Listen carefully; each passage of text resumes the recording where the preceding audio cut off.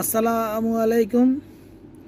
দেশবাসীর উদ্দেশ্যে বলতেছি, এই যে ছাত্রলীগ নেতা সাদ্দাম হোসেন এখন কোথায়? সে বলেছিল একদিন যাইব, 2 দিন যাইব, 3 দিন যাইব, 4 দিন যাইব, 5 দিন যাইব, তারপরও মনে রাখা হবে তারা রাস্তা থেকে এসেছে। ঠিকই, এটা রাস্তা থেকে এসেছে, এখন কোথায় আছে তাকে টোকায় বার করা হবে সর্বপ্রথমে।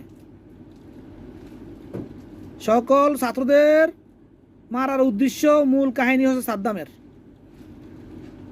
তার বিচার সর্বপ্রথম করা হবে এই বাংলার মাটিতে। বড় বড় কথা বলা আর ল্যাংলাইয়া ল্যাংলাইয়া রাস্তায় হাঁটা, তার বিচার সর্বপ্রথম করা হবে। তার সাথে যারা শেল্টার দিয়েছে সবাইকে আইনের আওতা আনা হবে ইনশাআল্লাহ। এখন শুধু সময়ের অপেক্ষা। আজকে বাংলাদেশের আনাচে কানাচে সবাই বিজয়ের উল্লাস করতেছে।